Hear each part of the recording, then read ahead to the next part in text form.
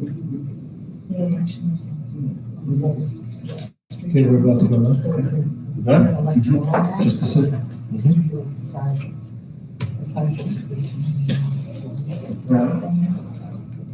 We're live.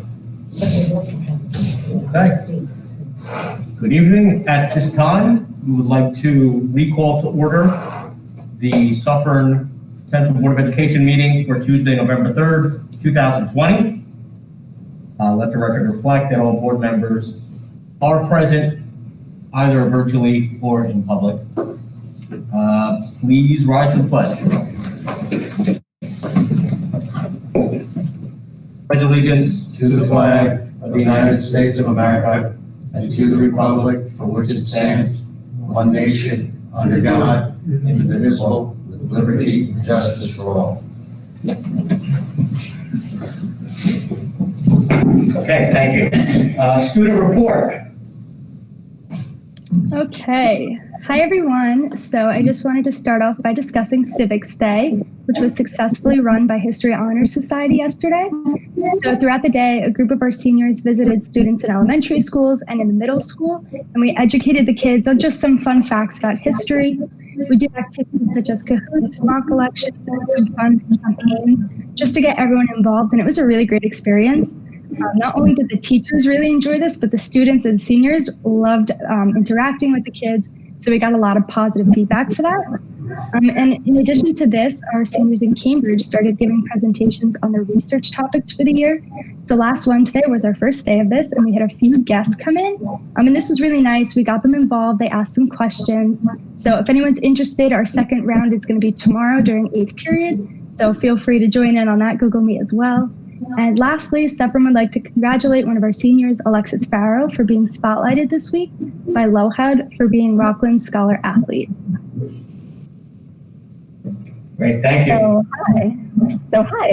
So in addition to what Melissa was saying, we have our peer leadership program in which seniors at Suffern High School mentor freshmen, and they met last Monday for cohort A, and they will be meeting on this Friday, for cohort B, both virtually and in person. Additionally, there will be an SAT exam this Saturday, November 7th, 2020, for everyone who would like to take it at Suffern High School. And there will be underclassmen photos November 9th and 10th after school for remote students and in person during the school day. And the quarter one ends for Suffern High School on November 13th, 2020. So that's basically what's happening nowadays. So thank you. Thank you, girls. Appreciate your time. Thanks for being here. Always. Right. Thank you. Okay, go turn on the news and watch the results come in. Okay. Thank you. Thank you. Bye. Okay. 1.08 minutes of the regular meeting of October 20th, 2020. Do I have a motion? Motion. Mr. McKenzie, is there a second? Second. Mr. Cairns? All those in favor signify by saying aye. Aye. All those against? Any abstentions? 1.09 minutes of the special meeting of October 20th, 2020. Do I have a motion? Moved. Mr. McKenzie, is there a second? Second. Second. Dr. Nickpon? All those in favor signify by saying aye. Aye. All those against? Any abstentions? 1.10 acting superintendent comments. Good evening, everyone. First, I'd like to remind everyone that we sent our Connect Ed yesterday for our annual technology survey, the Clarity Survey. You can also find the links to that on all the district homepage and each school's homepage. We ask that all parents fill that out. If you have multiple children in multiple buildings, you only need to fill it out once. You can choose to just fill it out. We ask that you fill it out for your oldest child. If you want to fill it out for each school, you can, but that's up to you. We also encourage students. Your teachers will be encouraging you to fill that survey out as well. When you go to the survey, you can pick the language that you're filling it out in. You can also, you'll indicate if you're a teacher, student, or a parent. I thank you, Melissa, for bringing up the Civics Day. I want to talk for a minute about two really wonderful experiences with students. I had the opportunity to have in the last week. Last Tuesday night, I hosted, along with Mrs. Kern, our Director of Guidance, we hosted 4 of our seniors in a conversation as our first Suffern Streams event. And we had a terrific conversation with Clem Lubin, Robert Slobakowski, Bella Padilla, and Aisha Alfaro Alas. Really 4 terrific students who followed different paths through Suffern High School. And they talked about their different experiences and their passions, and some of the staff members who really made a difference for them. And it was a wonderful highlight of all the opportunities our students have. They also gave some great advice for our younger Mounties.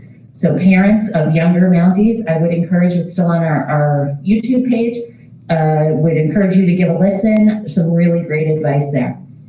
Yesterday, I also got to follow along in several of the classes on the Civics Day activities, and Melissa was not exaggerating when she said just a really incredible dynamic between the seniors and the younger kids. The seniors were well prepared, they were articulate, they had age-appropriate developmental activities, they were whizzes with the Google Meet, even the new feature. Some of them put the first graders in breakout rooms, very impressive. We definitely have some future teachers among us. And the younger Mounties really enjoyed it and fed off of the older kids and participated. My favorite was in one of the kindergarten classes, the seniors, the high school students asked what their favorite color was. So one of the students responded that it was rainbow, and they commented, "Oh, we haven't heard that response yet." So every kid after that in the kindergarten class said that rainbow was their favorite color. Was really cute. So they voted on different kinds of things like that. And I highlight this because it was a terrific event, as was Suffern Streams. But I also highlighted it because so often in Suffern, we talk about the high quality education that our students receive, and we're so proud of that. We talk about the tremendous success our children have in sports and in other activities, and we're so proud to offer these opportunities for our students.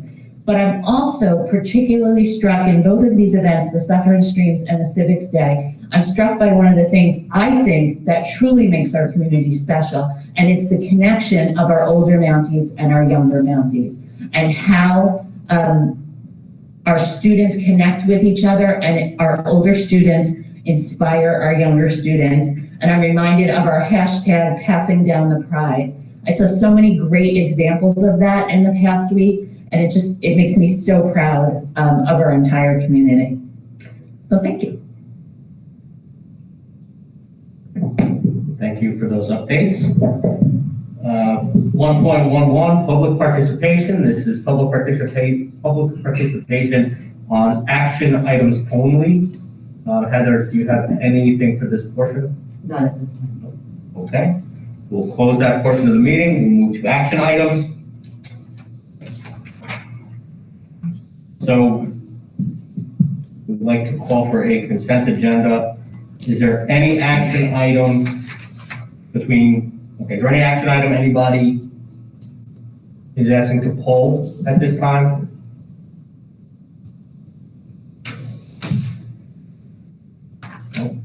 No? Okay.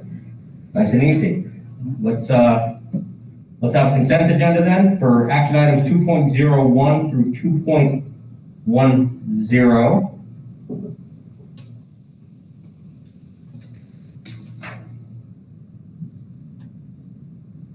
Do I have a motion?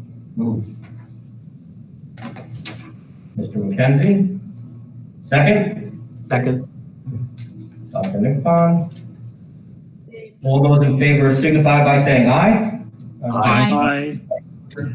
All those against? Any abstentions? All right, thank you. discussion item 3.01. This is a discussion item for the board regarding the upcoming board vacancy being left by Ms. Reimer. And the purpose of this discussion really is to just have a plan of action as a board for filling this vacancy once Melissa's resignation goes into effect tomorrow. So just real quick so that everybody does understand our role in filling this vacancy, there are several options that we have.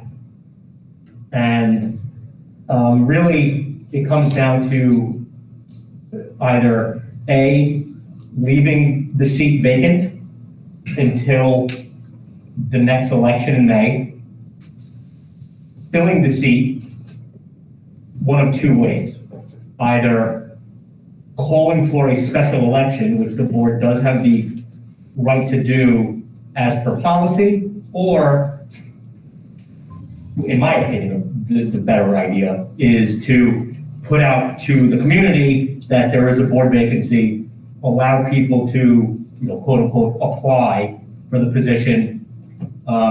They would send us, I guess, a resume, maybe some detail on why they want to join, and then the board would then interview candidates.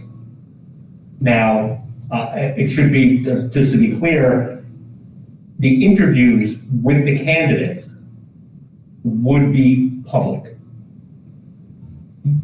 Obviously, discussion about the candidates and the decision would be private. That would be executive content. And it's important for everybody watching as well to understand that if you do have a desire to put your name in the hat for the vacancy, that any interview that took place with the board would be public. So, I don't know if that deters people or not, but it's, people should know that. So, I think maybe just kind of go around quick, people, everybody kind of give what your thoughts are, and then we can take it from there. So, anybody, go ahead. Yeah, I think, number one, I think we should fill the seat. I think that's very important to have a full board going into some decisions coming up. I do subscribe to the option of having people apply and having the board decide. I think, in this climate, calling a special election might not be the best and safest thing to do. So I do think that's the way the board should go. Okay, and I'm just going to interject one quick time. Just if anybody does want to make reference, the two policies that speak to this are policy 2130 and policy 2150. Just in case anybody wanted to actually read the policies. I don't know if you want to go ahead, Angus. Yeah, I agree with Chris. I think that we should definitely fill the spot, and I think that we should interview people to get somebody, an election, to go out and try to get people to, first of all, run in the election and then go through campaigning and stuff would take too long. I think it just sort of streamlines the process if we decide amongst ourselves for somebody, and that would only cover the rest of Melissa's term, and it would be running it anyway in the next election. Right. So Yeah, I think I agree with Dr. Nick. Yeah, the vacancy would be filled. Well, whoever fills the vacancy would be on the board through the end of June, Right. until the next term. Right. And then it'd be up to them. Obviously, if they felt like they wanted to stay on, then they'd have to run just like anybody else for that seat in the spring. Anybody on the screen? I agree with both the fellas that, yes, we should fill the seat. It's important. There's a reason for a 7-member board. I'd also like to see a resume and interview some candidates and fill the seat as soon as possible and keep the district moving. So I support the the general topic right now. Okay, thank you.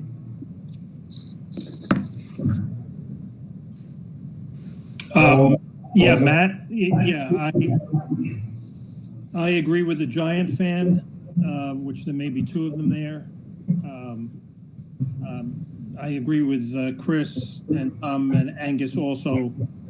So it's, yeah, that's the way I would go. Okay. Don? I feel that basically the community should make that selection. That selection should be in May rather than now, because basically you're really saying that a board of 6 will make that decision of who comes on the board at this point. I don't really think that's a good idea, because everybody's will probably have a favorite or whatever. And, after coming through the Supreme Court discussions and so forth, I really think that we could wait. I don't think there are enough decisions that we have to make at this point that we could not agree on, because we've really been agreeing quite regularly. Don, you're breaking up, please. I'm sorry, you're breaking up. There's background noise. I'm sorry, I can't hear you. Did you hear me at all? Yeah, I heard you start, and then it got very muffled. Okay, again, I think that the community should decide and vote in May rather than now, when you have 6 people make that decision. I think there's a big difference between the point that maybe, you might have a favorite person you would want to put on the board, or I might have a favorite person. And I don't think that's really what we need at this point. I think that, we seem to be getting along quite well, and you can make decisions with 6 people. And actually, it would really help in terms of compromise. But to have a special election, obviously not with the coronavirus going at this point, to appoint someone, I'm not sure. I'd rather have, whoever it is run in May with the rest of the contestants at that point. Okay. Melissa? You want my input? You're still, you know what, you're still a board member, you still have, listen, you still got an opinion for another day, so. I say replace me now. Find somebody who's hard. Get me off the board. I really think that you should find somebody. I think it's very important to have a 7th member. I think that, to be quite honest, I mean, maybe I'm sexist, but I think it's important, and I've said this before, to have a woman's point of view. I think that, there's something that came up last time in executive session, and I don't want to discuss what happened in there, but, I think it's really important to have a woman's point of view, but I think it's important to have that 7th member.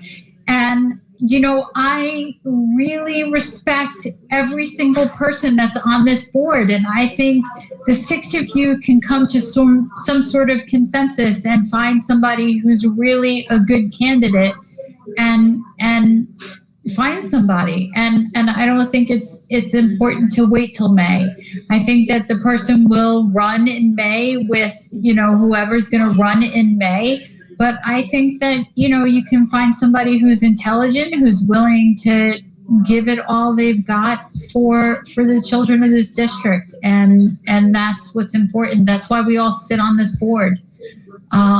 So I think it's important to have a 7th member. But we'll never have anybody like you on the board. Yeah, I'm a character. Okay, well, thank you. All right, thank you, Melissa. Thank you, everybody, for your input. I think clearly the majority is in favor of filling the spot and proceeding with the interview process as opposed to a special meeting. What I would ask then is for the district to put out an announcement, I guess. Tomorrow, if possible, because the resignation, Melissa's resignation is effective as of the 4th. That will let the community know that there is a vacancy on the board. Anybody interested should, and again, I'll listen to other opinions, but I guess a resume and just maybe just, I don't know, like. Like something about. Yeah, something, just agree. Letter of interest. Yeah, a letter of interest. Yeah, thank you. And then, we'll see how many people there are and. What kind of timeline would you like to give them to get this in? What does everybody think? I mean, is a week fair? Is that enough time? Probably make it a little longer than that, but we. 2 weeks. All right, so tomorrow is Wednesday, so maybe 2 weeks. So by Wednesday, the 18th.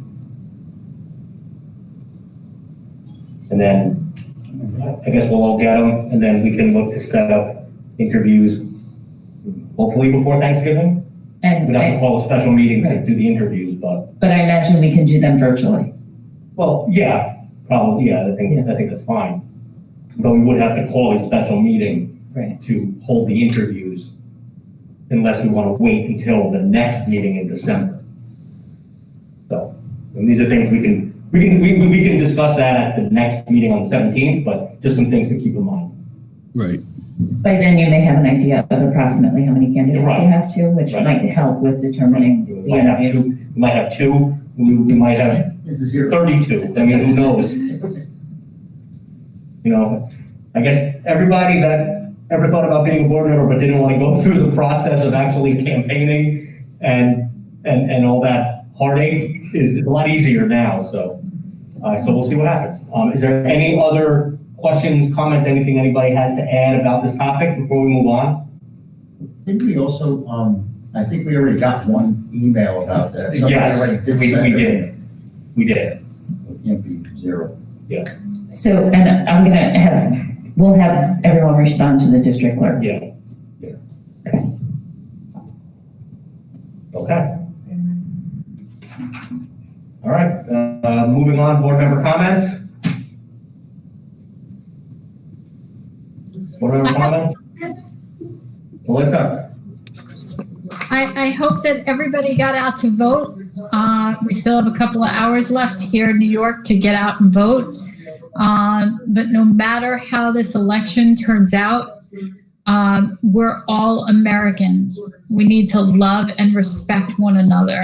We need to maintain peace and law and order, and remember that we all need to just respect each other. Right, Lola? I had nightmares, and New York City had to board up their windows. I'm a lifelong Democrat, and I believe in law and order. Always did. And I. Breaking up there a little bit. We can't just remember that and be people, and that's just how I feel. So no matter what, we need to love each other. Thank you. Thank you. Anybody else have any board member comments? I do. All right. Yeah.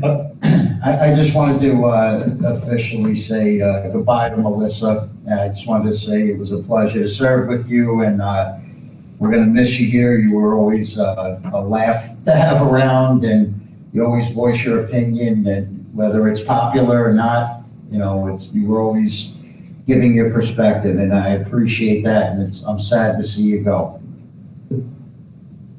Thanks, Angus. Thank you. Tom, did you have?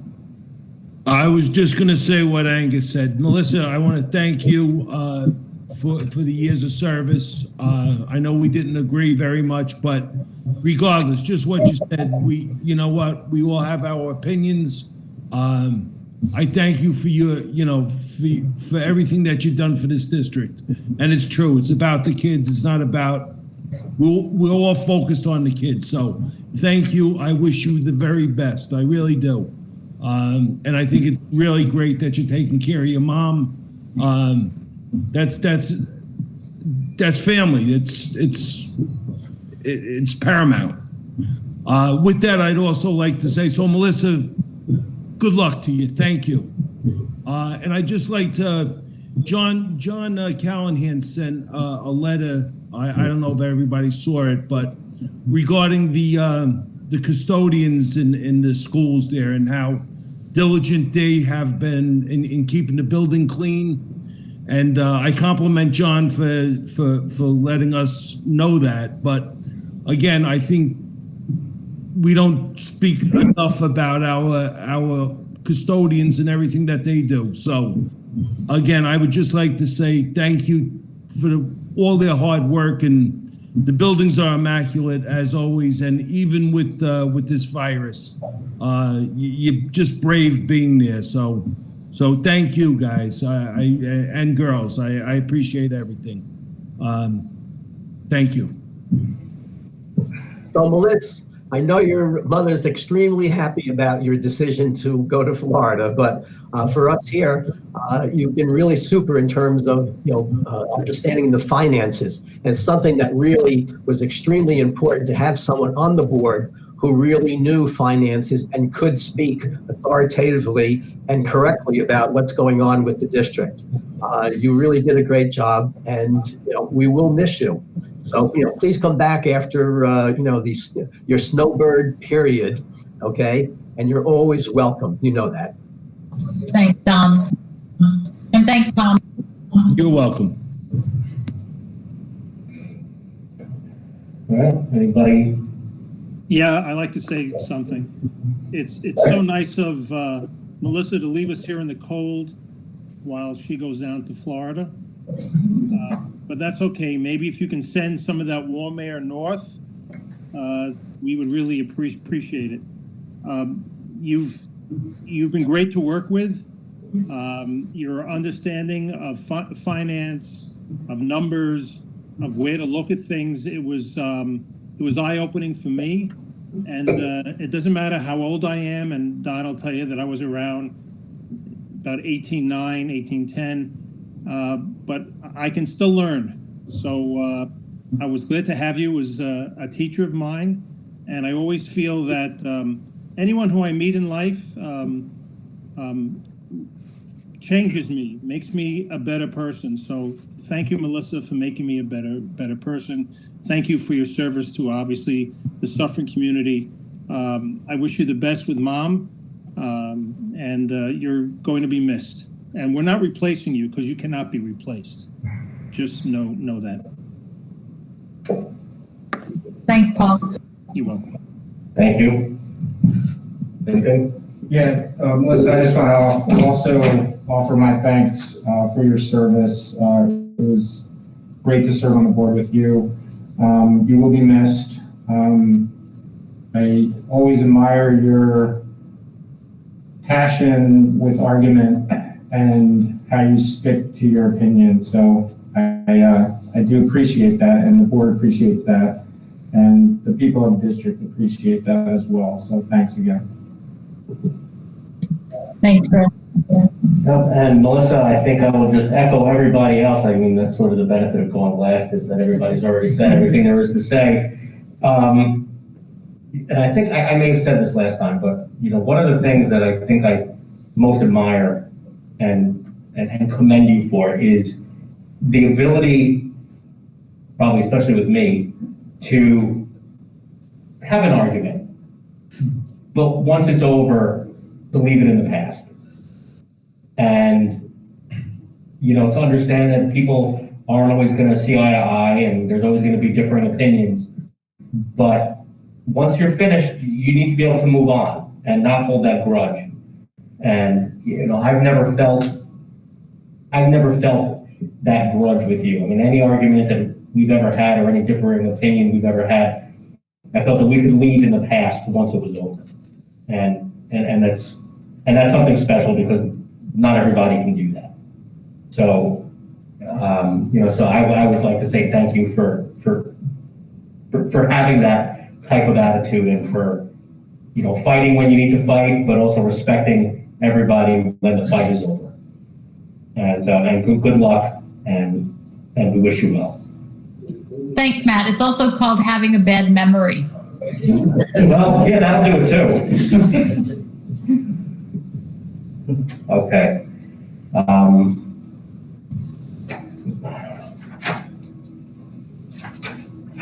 public participation for non-action items. Heather, you have anything? Two?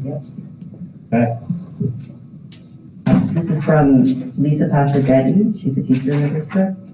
I'm sorry, Lisa Pasadetti. and you said She's a teacher. Sorry, it's my last name. She's a teacher in the district. Okay. My name is Lisa Pasadetti, and I've been a science teacher at Suffern Middle School for 22 years. When I came back to my physical classroom in September, I was forced to place an enormous amount of trust in you. I had trust that you would be honest and transparent when reporting positive COVID cases. I had to trust that you would do everything possible to keep me and my students safe. I'm addressing you tonight because my trust in you is faltering. The minimal amount of time you chose to keep a building closed after a positive case and the manner in which you chose to report cases speaks volumes about your priorities at this time.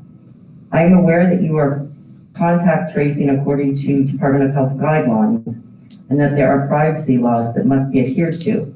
However, as we have seen, contact tracing is far from the perfect system, especially when children are involved. In addition, the mode of transmission of this virus is still under scientific debate. Rather than simply relying on guidance from the DOH, I am asking that going forward, you look beyond their minimal recommendation and take additional actions of your own that err on the side of caution. First, report all positive cases immediately, even if you believe that the person was not in the building during an infectious period. Share as much information as you can so that everyone can take back some control in safeguarding their own health and the health of their children. Knowing when you learned of the case, what building the individual was in, and the last time they were there does not violate privacy and allows for people to know if they should inquire further. It alleviates some of the uncertainty and goes a long way in providing peace of mind. Second, close buildings for longer periods of time after a positive case is reported. Suspending in-person instructions for a few extra days to account for any possible contact tracing errors does not harm anyone.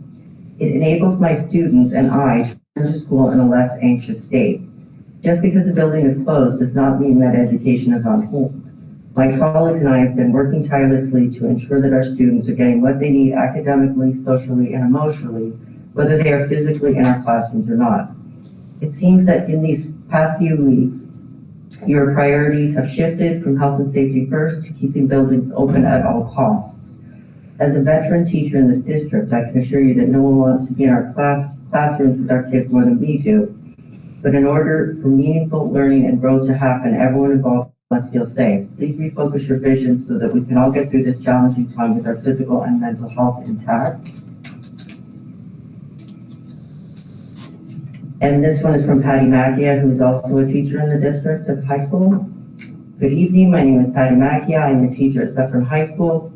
I have some questions and concerns regarding the district's COVID-19 policies and how they are being implemented during hybrid remote learning model currently in place within the district.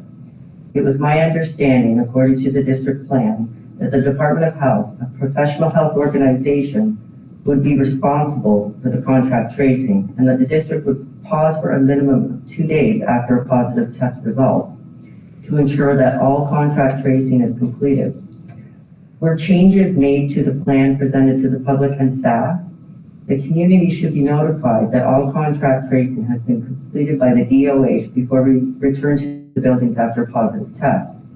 Why are our student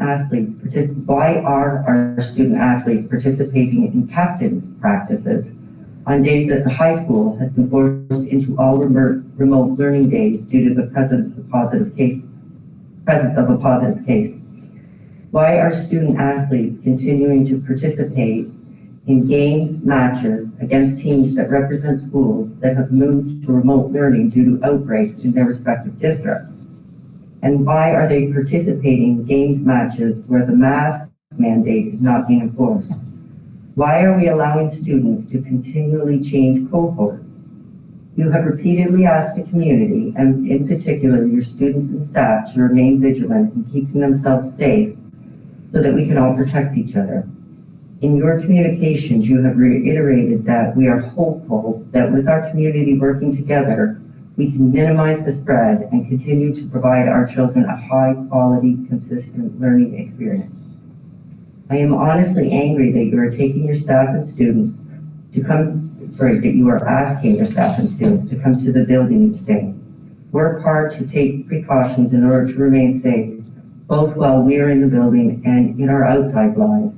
But you are willing to put us all at risk each day by not consistently following your own protocols that you have put in place. What does that say about the priorities here at Suffern Central? Thank you for your time. Okay, thank you, Heather, for reading those. Thank you to the two individuals for submitting. Closing comments? Yeah. Acting Superintendent? All right, so first I wanted to start with a couple of sports highlights. We have several of our girls teams, our JV tennis and varsity tennis, and our JV field hockey and varsity field hockey, who are currently undefeated. Our varsity field hockey team has given up only one goal this season in their 4 games. I'm not sure about JV, but I know they haven't given up many if they've given up 0, right? So JV's given up 0 and varsity's given up 1.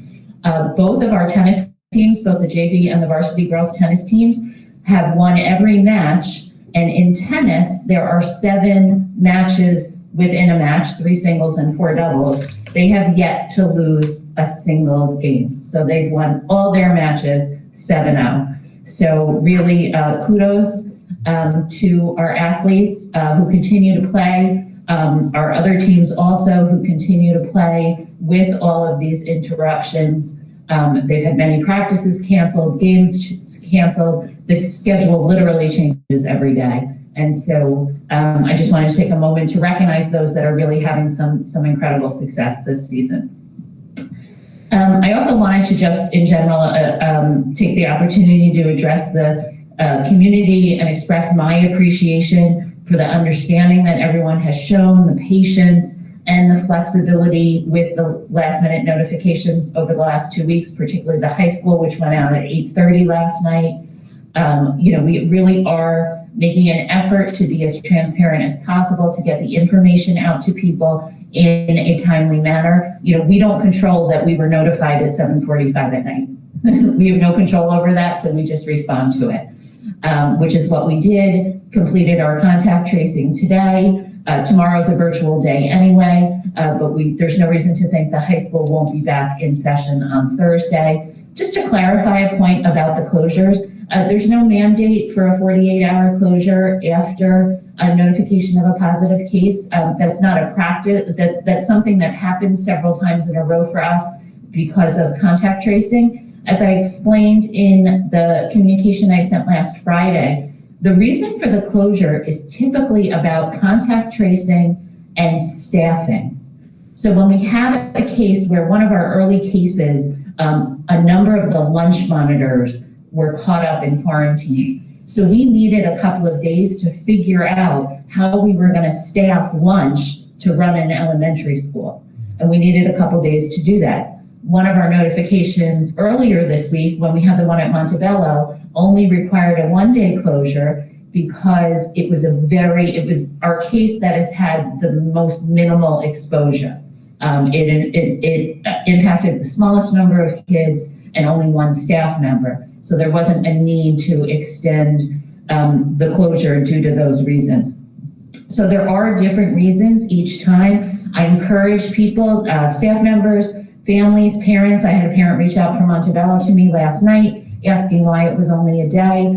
I do generally get back to people. Sometimes I don't get back that day, but I do my best to get back to folks and provide as much information as I can. So again, I continue to appreciate your understanding, your patience, and your flexibility as we work through this unique situation. I also want to thank Melissa for her time.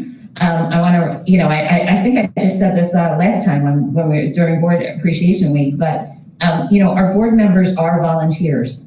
So just keep that in mind. I hope that we will have, interest in filling the vacancy.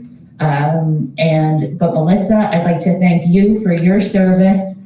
Many of your board members talked about your financial savvy, and I appreciate that. But more so, I appreciate the fact that you really always expressed your care for students and whatever came up, you always pushed us to do the right thing.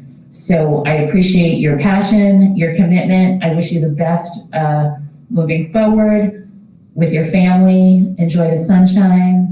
I don't think you'll miss the snow, but I wish you the best. Thank you.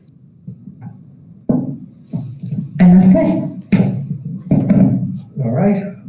Thank you. Thank you, everybody. Thank you, Melissa, one last time. Do I have a motion to adjourn this meeting? Mr. McKenzie, is there a second? Second. Dr. Nick Pond.